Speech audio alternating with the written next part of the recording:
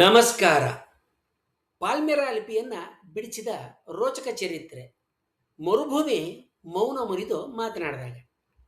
ಮಾನವ ನಾಗರಿಕತೆಯ ಇತಿಹಾಸದಲ್ಲಿ ಕೆಲವು ಲಿಪಿಗಳು ಸಾವಿರಾರು ವರ್ಷಗಳ ಕಾಲ ಕಲ್ಲುಗಳ ಮೇಲೆ, ದೇವಾಲಯಗಳ ಗೋಡೆಗಳ ಮೇಲೆ ಮತ್ತು ಸಮಾಧಿಗಳ ಮೇಲೆ ಅಚ್ಚಳಿಯದಂತೆ ಉಳಿದಿದ್ರೂ ಅವುಗಳ ಅರ್ಥ ಮಾತ್ರ ಮಾನವನ ಅರಿವಿನಿಂದ ಮರೆಯಾಗಿತ್ತು. ಅವುಗಳನ್ನು ನೋಡುವವರು ಅನೇಕರು, ಆದರೆ ಅವುಗಳನ್ನು ಓದುವವರು ಯಾರೂ ಇರಲಿಲ್ಲ.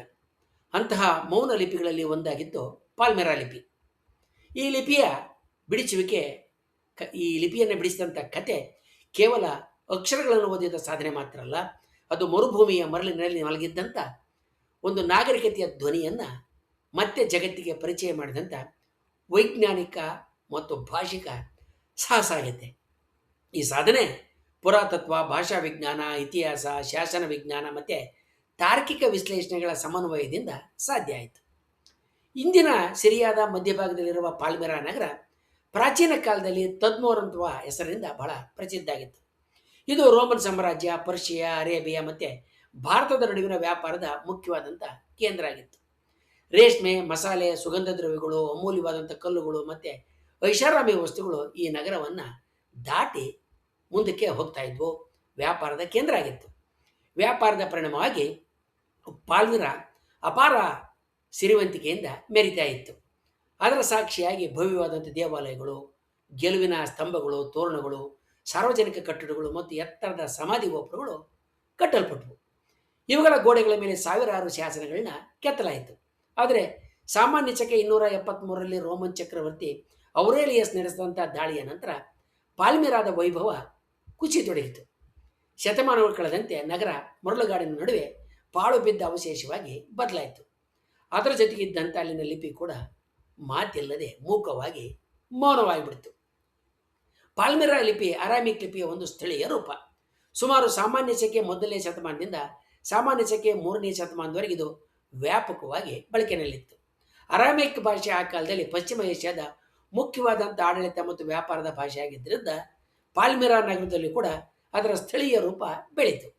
ಈ ಲಿಪಿನಲ್ಲಿ ದೇವಾಲಯದಲ್ಲಿ ನೀಡಿದಂಥ ದಾನಗಳು, ವ್ಯಾಪಾರಿಗಳ ದಾಖಲೆಗಳು, ವ್ಯಾಪಾರದ ದಾಖಲೆಗಳು, ಕುಟುಂಬದ ವಂಶಾವಳಿಗಳು, ಸಮಾಧಿ ಶಾಸನಗಳು, ಧಾರ್ಮಿಕ ಕೊಡುಗೆಗಳು, ಸಮರ್ಪಣೆಗಳು, ದಾನಗಳು ಮತ್ತು ಸಾರ್ವಜನಿಕ ಕಟ್ಟೆಗಳ ದಾಖಲಾತಿಗಳನ್ನ ಕಲ್ಲಿನ ಮೇಲೆ ಕಂಡರಿಸಲಾಗಿತ್ತು. ಲಿಪಿಯನ್ನು ಬಲದಿಂದ ಎಡಕ್ಕೆ ಬರೆಯಲಾಗ್ತಾ ಇತ್ತು ಮತ್ತು ಇದರಲ್ಲಿ ಮುಖ್ಯವಾಗಿ 22 ವ್ಯಂಜನದ ಸಂಕೇತಗಳು ಅಂದರೆ ಅಕ್ಷರಗಳಿದ್ವು. ಸ್ವರಗಳನ್ನ ಸಾಮಾನ್ಯವಾಗಿ ಸ್ಪಷ್ಟವಾಗಿ ಬರೆಯದ ಕಾರಣ ಲಿಪಿಯನ್ನು ತಿಳಿದವರಿಗೆ ಅದನ್ನು ಲಿಪಿಯನ್ನು ಮತ್ತು ಭಾಷೆಯನ್ನು ತಿಳಿದವರಿಗೆ ಅದನ್ನು ಅರ್ಥ ಮಾಡಿಕೊಳ್ಳೋದು ಬಹಳ ಕಷ್ಟಕರವಾಗಿತ್ತು. ಪಾಲ್ಮೆರಾ ನಗರವನ್ನು ಯುರೋಪ್ನವರು ಮೊದಲನೇ ಬಾರಿಗೆ 17ನೇ ಶತಮಾನದಲ್ಲಿ ಗಂಭೀರವಾಗಿ ಗಮನಿಸೋದಕ್ಕೆ ಪ್ರಾರಂಭ ಮಾಡಿದರು. 1616ರಲ್ಲಿ ಇಟಲಿಯ ಪ್ರಸಿದ್ಧ ಪ್ರವಾಸಿ ಪಿಯೆಟ್ರೋ ಡೆಲ್ಲಾ ವಾಲೆ ಅಲ್ಲಿಗೆ ಭೇಟಿ ನೀಡಿ ಕೆಲವು ಶಾಸನಗಳ ನಕಲುಗಳನ್ನ ಯುರೋಪಿಗೆ ನಕಲಿಸ್ಕೊಂಡು ಹೋದ. ಆದರೆ ಅವು ಕೇವಲ ವಿಚಿತ್ರ ಆಕೃತಿಗಳ ಸಂಗ್ರಹ ಅಂತ ಮಾತ್ರ ಮೊದಲಿಗೆ ಭಾವಿಸಲಾಯಿತು. ಯಾರಿಗೂ ಕೂಡ ಅವುಗಳ ಅರ್ಥ ತಿಳಿಯಲಿಲ್ಲ. ಮುಂದಿನ ಹಲವು ದಶಕಗಳಲ್ಲಿ ಅನೇಕ ಪ್ರವಾಸಿಗರು ಅಲ್ಲಿಗೆ ಭೇಟಿ ನೀಡಿ ಶಾಸನಗಳ ಚಿತ್ರಗಳನ್ನು ಬಿಡಿಸಿದರು, ಬರ್ಕೊಂಡು ಹೋದರು. ಆದರೂ ಕೂಡ ಲಿಪಿಯನ್ನು ಓದ್ತಕ್ಕಂಥ ಪ್ರಯತ್ನಗಳು ಯಾವುವು ಕೂಡ ಯಶಸ್ಸನ್ನು ಕಾಣಲಿಲ್ಲ, ಗೆಲುವನ್ನು ಕಾಣಲಿಲ್ಲ. ಈ ಸಂಶೋಧನೆಯಲ್ಲಿ ಮಹತ್ವದ ತಿರುವು 1691ರಲ್ಲಿ ಬಂತು. ಇಂಗ್ಲೆಂಡಿನ ಧರ್ಮಗುರು ವಿಲಿಯಂ ಹ್ಯಾಲಿಫ್ಯಾಕ್ಸ್ ಪಾಲ್ಮೆರಾಕ್ಕೆ ಭೇಟಿ ನೀಡಿ ಅನೇಕ ಶಾಸನಗಳ ಅತ್ಯಂತ ನಿಖರ ಪ್ರತಿಗಳನ್ನ ಸಿದ್ಧಪಡಿಸ್ತಾನೆ. ಆ ಕಾಲದ ಮಟ್ಟಿಗೆ ಅವು ಅಪೂರ್ವ ಗುಣಮಟ್ಟದ ದಾಖಲೆಯಾಗಿದ್ದವು. ಈ ನಕಲುಗಳು ಯುರೋಪಿನ ವಿವಿಧ ಭಾಷಾ ವಿಜ್ಞಾನಿಗಳ ಕೈ ಸೇರಿದ ನಂತರ ಪಾಲ್ಮೆರಾ ಲಿಪಿಯ ವ್ಯವಸ್ಥಿತ ಅಧ್ಯಯನ ಪ್ರಾರಂಭ ಆಯಿತು. ಈ ಗೂಢಲಿಪಿಯನ್ನು ಬಿಡಿಸೋದ್ರಲ್ಲಿ ನಿಖರ ಪ್ರತಿಗಳ ಮಹತ್ವ ಎಷ್ಟಿದೆ ಅನ್ನೋದಕ್ಕೆ ಈ ಘಟನೆ ಒಂದು ಅತ್ಯುತ್ತಮವಾದಂಥ ಉದಾಹರಣೆ ಆಗಿದೆ. ಈ ಲಿಪಿಯನ್ನು ಬಿಡಿಸ್ತಕ್ಕಂಥ ನಿಜವಾದ ಬಾಗಿಲು ತೆಗೆದದ್ದು ಒಂದು ಅಪರೂಪವಾದಂಥ ಅನಾವರಣದಿಂದ. ಪಾಲ್ಮೆರಾದ ಅನೇಕ ಶಾಸನಗಳು ದ್ವಿಭಾಷಾ ಅಂದರೆ 2 ಭಾಷೆಯ ಶಾಸನಗಳು ಅಂತ ತಿಳಿದು ಬಂದವು.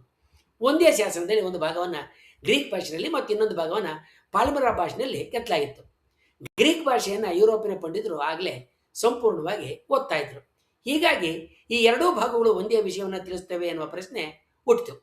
ಇದೇ ಪ್ರಶ್ನೆ ಸಂಪೂರ್ಣ ಸಂಶೋಧನೆ ದಿಕ್ಕನ್ನು ಬದಲಿಸಿತು.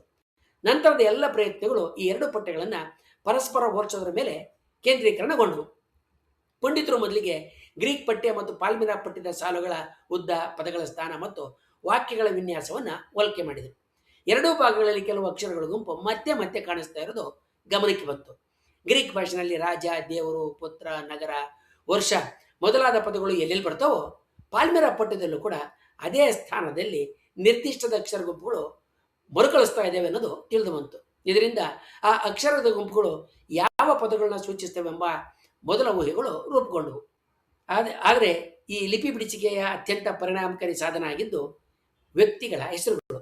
ಯಾವುದೇ ಭಾಷೆಯನ್ನು ವಾಚಿಸಿದ್ರು ಕೂಡ ರಾಜರು, ವ್ಯಾಪಾರಿಗಳು ಅಥವಾ ದೇವರ ಹೆಸರುಗಳು ಸಾಮಾನ್ಯವಾಗಿ ಧ್ವನಿ ರೂಪದಲ್ಲಿ ಅಂದರೆ ಮೂಲ ರೂಪದಲ್ಲೇ ಉಳಿತವೆ. ಗ್ರೀಕ್ ಪಠ್ಯದಲ್ಲಿ ಕಂಡು ಬಂದಂತಹ ವ್ಯಕ್ತಿ ನಾಮಗಳನ್ನ ಪಾಲ್ಮಿರಾ ಪಠ್ಯದೊಂದಿಗೆ ಹೋಲಿಸಿದಾಗ ಒಂದೇ ಸ್ಥಾನದಲ್ಲಿ ಒಂದೇ ರೀತಿಯ ಅಕ್ಷರ ಗುಂಪುಗಳು ಕಾಣಿಸಿಕೊಂಡವು. ಉದಾಹರಣೆಗೆ ವಡೈನಾಥಸ್, ಜನೋಬಿಯಾ, ಮಲಿಕು, ಜಬ್ದಿಬೋಲ್ ಮುಂತಾದ ಹೆಸರುಗಳನ್ನು ಗುರುತಿಸೋದ್ರ ಮೂಲಕ ಹಲವು ಅಕ್ಷರಗಳ ಧ್ವನಿ ಮೌಲ್ಯವನ್ನು ನಿರ್ಧರಿಸೋದಕ್ಕೆ ಸಾಧ್ಯ ಆಯಿತು. ಒಂದೊಂದು ಅಕ್ಷರದ ಮೌಲ್ಯ ತಿಳಿತಾ ಇದ್ದಂತೆ ಉಳಿದ ಪದಗಳ ಅರ್ಥ ಕೂಡ ನಿಧಾನವಾಗಿ ತೆರೆದುಕೊಳ್ಳೋದಕ್ಕೆ ಪ್ರಾರಂಭ ಆಯಿತು. ಈ ರೀತಿಯ ಸಂಶೋಧನೆಯ ಶಿಖರವನ್ನು ತಲುಪಿದಂಥ ಫ್ರೆಂಚ್ ಭಾಷಾ ವಿಜ್ಞಾನಿ ಜಾನ್ ಬಾಕ್ ಬಾರ್ತಲೆನಿ 1754ರಲ್ಲಿ ಆತ ಗ್ರೀಕ್ ಪಾಲ್ಮಿರಾ ದ್ವಿಭಾಷಾ ಶಾಸನವನ್ನು ಕ್ರಮಬದ್ಧವಾಗಿ ವಿಶ್ಲೇಷಣೆ ಮಾಡಿ ಬಿಡಿಸಿ ನೋಡಿ ಪಾಲ್ಮಿರಾ ವರ್ಣಮಾಲೆಯಲ್ಲಿ ಅಂದರೆ ಅಕ್ಷರಮಾಲೆಯಲ್ಲಿರ್ತಕ್ಕಂಥ ಬಹುಪಾಲು ಅಕ್ಷರಗಳ ಧ್ವನಿ ಮೌಲ್ಯವನ್ನು ಯಶಸ್ವಿಯಾಗಿ ಗುರುತಿಸಿದ. ಈ ಸಾಧನೆಯನ್ನು ಪಾಲ್ಮಿರಾ ಲಿಪಿಯ ನಿಜವಾದ ಲಿಪಿ ಬಿಡಿಸಿಕೆ ಅಂತ ಕೂಡ ಲಿಪಿ ಭೇದನೆ ಅಂತ ಪರಿಗಣಿಸಲಾಗ್ತದೆ. ನಂತರದ ಸಂಶೋಧಕರು ಆತನ ಕೆಲಸವನ್ನು ವಿಸ್ತರಣೆ ಮಾಡಿ ವ್ಯಾಕರಣ, ಪದ ಸಂಪತ್ತು, ಬರವಣಿಗೆ ಶೈಲಿ ಮತ್ತು ಪ್ರಾದೇಶಿಕ ವ್ಯತ್ಯಾಸಗಳನ್ನ ವಿವರಿಸಿದರು. 19ನೇ ಶತಮಾನಕ್ಕೆ ಬಂದಾಗ ಪಾಲ್ಮಿರಾ ಭಾಷೆಯನ್ನು ಓದತಕ್ಕಂಥ ಮಟ್ಟಿಗೆ ಸಂಶೋಧನೆ ಪರಿಪಕ್ವವಾಗಿತ್ತು ಮಾಗಿತ್ತು. ಈ ಲಿಪಿ ಬಿಡಿಸಿಕೆಯ ಯಶಸ್ಸಿನ ಹಿಂದೆ ಕೆಲವು ಪ್ರಮುಖವಾದಂಥ ವೈಜ್ಞಾನಿಕ ವಿಧಾನಗಳು ರೂಪುಗೊಂಡಿದ್ವು. ಮೊದಲನೇದಾಗಿ ದ್ವಿಭಾಷಾ 2 ಭಾಷೆಯ ಶಾಸ್ತ್ರಗಳ ಲಭ್ಯತೆ ಸಂಶೋಧಕರಿಗೆ ಬಹಳ ಗಟ್ಟಿಯಾದಂಥ ಆಧಾರಗಳನ್ನ ಒದಗಿಸಿತು. ಎರಡನೇದಾಗಿ ಈಗಾಗಲೇ ಪರಿಚಿತವಾಗಿದ್ದಂಥ ಗ್ರೀಕ್ ಭಾಷೆಯನ್ನು ಮಾನದಂಡವಾಗಿ ಬಳಸಲಾಯಿತು. ಮೂರನೇದಾಗಿ ವ್ಯಕ್ತಿ ನಾಮಗಳು ಮತ್ತು ಸ್ಥಳನಾಮಗಳನ್ನ ಗುರುತಿಸಿ ಇವುಗಳ ಧ್ವನಿಗಳನ್ನು ಹೋಲಿಸಲಾಯಿತು. ನಾಲ್ಕನೇದಾಗಿ ಮತ್ತೆ ಕಾಣಿಸುವ ಪದಗಳನ್ನ ಸಂಖ್ಯಾಶಾಸ್ತ್ರೀಯ ಸ್ಟ್ಯಾಟಿಸ್ಟಿಕಲ್ ರೀತಿಯಲ್ಲಿ ವಿಶ್ಲೇಷಣೆ ಮಾಡಿ ಅವುಗಳ ಅರ್ಥಗಳನ್ನು ಊಹೆ ಮಾಡಲಾಯಿತು. ಕೊನೆಯದಾಗಿ ಒಂದೇ ಶಾಸನದ ಮೇಲೆ ಅವಲಂಬಿಸಿದೆ 100 ಶಾಸನಗಳನ್ನು ಮತ್ತೆ ಒಂದಕ್ಕೊಂದು ಹೋಲಿಸಿ ಪ್ರತಿಯೊಂದು ನಿರ್ಧಾರವನ್ನು ಮತ್ತೆ ಮರುಪರಿಶೀಲನೆ ಮಾಡಲಾಯಿತು. ಇಂತಹ ವೈಜ್ಞಾನಿಕ ಕ್ರಮವೇ ಈ ಲಿಪಿ ಬಿಡಿಸಿಕೆಯ ವಿಶ್ವಾಸಾರ್ಹತೆಯನ್ನು ನಂಬಿಕೆಯನ್ನು ಖಚಿತಪಡಿಸಿತು. ಲಿಪಿಯನ್ನು ಓದಲು ಸಾಧ್ಯವಾದ ನಂತರ ಪಾಲ್ಮಿರಾ ನಗರದ ಬಗ್ಗೆ ನಮ್ಮ ತಿಳುವಳಿಕೆ ಸಂಪೂರ್ಣವಾಗಿ ಬದಲಾಗುತ್ತೆ. ಹಿಂದೆ ಪಾಳು ಬಿದ್ದ ಅವಶೇಷಗಳಂತ ಕಂಡಿದ್ದ ಕಟ್ಟಡಗಳು ಈಗ ವ್ಯಾಪಾರ, ಧರ್ಮ, ಆಡಳಿತ ಮತ್ತು ಕುಟುಂಬ ಜೀವನದ ಜೀವಂತ ದಾಖಲೆಗಳಿಗಾಗಿ ರೂಪುಗೊಂಡವು. ನಗರದ ಕಾರ್ಯನಿರ್ವಹಿಸ್ತಾ ಇದ್ದಂಥ ವ್ಯಾಪಾರದ ಸಂಘಗಳು, ದೇವಾಲಯಗಳ ನಿರ್ವಹಣೆ, ತೆರಿಗೆ ವ್ಯವಸ್ಥೆ, ಹೆಂಗಸರ ಪಾತ್ರ, ವಿವಿಧ ಜನಾಂಗಗಳ ನಡುವಿನ ಸಂಬಂಧಗಳು ಮತ್ತು ರೋಮನ್ ಸಾಮ್ರಾಜ್ಯದೊಂದಿಗೆ ಪಾಲ್ಮಿರಾದ ರಾಜಕೀಯ ಸಂಪರ್ಕಗಳ ಬಗ್ಗೆ ಅಮೂಲ್ಯವಾದಂಥ ಮಾಹಿತಿಯನ್ನು ಈ ಶಾಸನಗಳು ಒದಗಿಸಿದ್ದಾವೆ. ವಿಶೇಷವಾಗಿ ರಾಣಿ ಜನೋಬಿಯ ಕಾಲದ ರಾಜಕೀಯ ಇತಿಹಾಸವನ್ನು ಮತ್ತೆ ಕಟ್ಟೋದಕ್ಕೆ ಪಾಲ್ಮಿರಾ ಶಾಸನಗಳು ಅತ್ಯಂತ ಪ್ರಮುಖವಾದಂಥ ಮೂಲಗಳಾಗಿದ್ದಾವೆ. 21ನೇ ಶತಮಾನದಲ್ಲಿ ಪಾಲ್ಮಿರಾ ಲಿಪಿಯ ಅಧ್ಯಯನಕ್ಕೆ ಹೊಸ ಆಯಾಮ ದೊರೆತೈತೆ. ಉನ್ನತ ವಿವರದ ಡಿಜಿಟಲ್ ಛಾಯಾಚಿತ್ರಣ ಅಂದರೆ ಹೈ ರೆಸಲ್ಯೂಷನ್ ಫೋಟೋಗ್ರಫಿ, 3 ಆಯಾಮದ ಸ್ಕ್ಯಾನಿಂಗು, ಬಹುವರ್ಣದ ಚಿತ್ರಣ ಹಾಗೆ ಕೃತಕ ಬುದ್ಧಿಮತ್ತೆ ಆಧಾರಿತ ಅಕ್ಷರ ಗುರುತಿಸುವ ತಂತ್ರಜ್ಞಾನಗಳನ್ನು ಬಳಸಿಕೊಂಡು ಹಾನಿಗೊಳಗಾದ ಶಾಸನಗಳನ್ನು ಕೂಡ ಓದ್ತಕ್ಕಂಥ ಪ್ರಯತ್ನಗಳು ನಡೀತಾ ಇದ್ದಾವೆ. ಸಿರಿಯಾದಲ್ಲಿನ ಯುದ್ಧಗಳಿಂದ ನಾಶವಾದಂಥ ಅನೇಕ ಸ್ಮಾರಕಗಳನ್ನ ಡಿಜಿಟಲ್ ರೂಪದಲ್ಲಿ ಸಂರಕ್ಷಣೆ ಮಾಡಲಾಗ್ತಾ ಇದೆ, ಕಾಪಾಡಲಾಗ್ತಾ ಇದೆ. ಈ ಹೊಸ ತಂತ್ರಜ್ಞಾನಗಳು ಮುಂದಿನ ದಿನಗಳಲ್ಲಿ ಇನ್ನೂ ಅನೇಕ ಅಪರಿಚಿತ ಶಾಸನಗಳನ್ನ ಬೆಳಕಿಗೆ ತರತಕ್ಕಂಥ ಎಲ್ಲ ಸಾಧ್ಯತೆಗಳು ಇದ್ದಾವೆ. ಪಾಲ್ಮಿರಾ ಲಿಪಿಯನ್ನು ಬಿಡಿಸಿ ಓದಿದ ಈ ಕಥೆ ಮಾನವ ಜ್ಞಾನದ, ಸಹನೆಯ, ವೈಜ್ಞಾನಿಕ ತರ್ಕದ ಮತ್ತು ಅಂತಾರಾಷ್ಟ್ರೀಯ ಸಂಶೋಧನಾ ಸಹಕಾರದ ಒಂದು ಅದ್ಭುತವಾದಂಥ ನಿದರ್ಶನ ಆಗಿದೆ. ಒಂದು ಕಾಲದಲ್ಲಿ ಯಾರಿಗೂ ಅರ್ಥವಾಗದಂಥ ವಿಚಿತ್ರ ಗುರುತುಗಳಂತೆ ಕಂಡಿದ್ದಂಥ ಅಕ್ಷರಗಳು ಇವತ್ತು ಪ್ರಾಚೀನ ವ್ಯಾಪಾರಿಗಳು, ರಾಜರು, ಪುರೋಹಿತರು ಮತ್ತು ಸಾಮಾನ್ಯ ನಾಗರಿಕರ ಒಟ್ಟು ಸಮಾಜ ಮತ್ತು ಸಂಸ್ಕೃತಿಯ ಜೀವನ ಕಥೆಯನ್ನು ನಮ್ಮೊಂದಿಗೆ ಹಂಚಿಕೊಳ್ತಾ ಇದ್ದೇವೆ.